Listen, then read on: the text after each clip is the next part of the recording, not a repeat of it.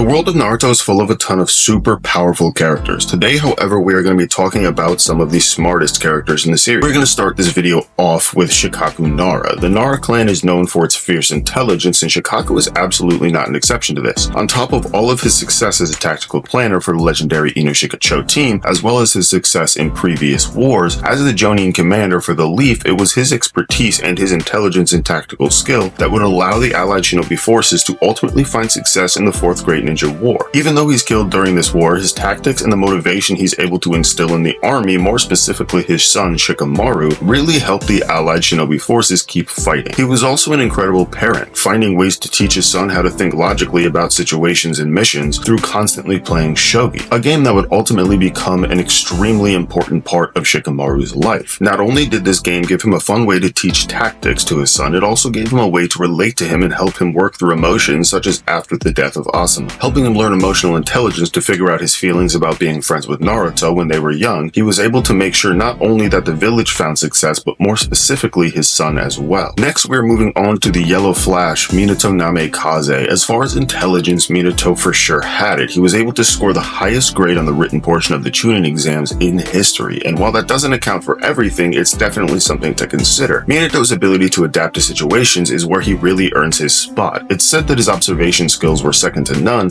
going so far as to be able to see any jutsu only once and be able to figure out not only just how it works, but specifically how to counter it in battle. He was also exceptional under both physical and emotional stress, like when the Nine Tails attacked. Even though it certainly wasn't the outcome I'm sure he had envisioned, he was able to juggle protecting Naruto, protecting the village from the Nine Tails, fighting Obito, protecting what was left of Kushina, and on top of all of that, still had the planning ability and strength to use Reaper Death Seal to split the Nine Tails and seal half in Naruto. I'd say you'd have to be pretty smart to pull something like that off. Next, we have the copy ninja Kakashi. While he may not always come across as the most serious and intelligent guy, the only reason for that is because he lived an extremely tragic and traumatizing life. It took him years and the help of a ton of people in the village for him to really find out who he was and learn how to relax. However, when it's time to turn up, he's definitely got the brains to make it happen. He was such an advanced student that he was able to graduate and become a Chunin when he was 6, while most kids are still figuring out how to read or count. He then went on to be such a successful Chunin that they made him Jonin only 6 years later when he was 12, and a year after that he gets appointed to Anbu, not to mention the important role that he would go on to play as the commander of the 3rd Battle Unit during the 4th Great Ninja War. But more important than just understanding battlefield tactics, which he excelled at, he's also smart enough to have been able to look at his attitude towards always following the rules and being able to change the way he thinks once he realized that that thought process was only ever hurting him and the people around him. Next up is Itachi. Now, I could make a 45-minute video about Itachi, and one day I'm sure I will. However, for today, we are just talking about how smart he is, which is very. As we all know, it took an incredible amount of emotional intelligence to take out his entire clan, but what is less talked about is how much planning and how smart he had to be to actually pull it off. Yes, he had Obito's help, however, Obito only really dealt with the women and children. Itachi had to intelligently and systematically take out the rest of the fighters in the clan without alerting others and getting overrun. When Danzo gave him the option to eliminate his clan and he would allow him to live along with Sasuke, he made an extremely calculated decision, even going so far as to plan around how the event would affect Sasuke and ultimately urge Sasuke in a direction to eventually kill him and awaken his full power. Could he have warned the clan? Sure. However, he knew the best way to make sure the fewest people died was to avoid a war between the Uchiha and the Leaf Village, and in this case, the solution was to get rid of the Uchiha. At only 13 years old, he realized that this was the only way he could both prevent a war and protect his little brother, which as far as Itachi was concerned, were the only two things he truly cared about. And to round off this list, we have the son of Shikaku, Shikamaru Nara. Now, from his story, it seems like he was literally bred to be the smartest. From his lifetime of experience playing shogi against his father Shikaku and his sensei Asuma, to his blood connection to the Nara clan, known for their intelligence, it really doesn't seem like many others stood a chance at the top spot. Since he was a kid, his friends and teammates always relied on him to come up with a surefire plan for success, and more often than not, he was able to succeed. He's not only able to come up with super elaborate plans that work, but he's also able to adapt on the battlefield in a moment's notice. Nobody understands the fickle nature of battle better than him, and he shows that by constantly saving his friends and even avenging Asuma's death with his insane intellect. Asuma had said that Shikamaru's IQ was around 200, making him much smarter than the average genius in the real world. He was the first of the Konoha 12 to become a Chunin, ultimately going on to head up the planning committee for the exams to come. And as As an adult, he ends up working as a strategic advisor to the Hokage and eventually becomes the Hokage himself in Boruto. And that's going to round off this list of 5 smart shinobi from the Naruto series. If you enjoyed this content, please like and subscribe. Make sure to hit that bell to get notified when I post. Leave a comment while you're down there. And with that, I will see you next time.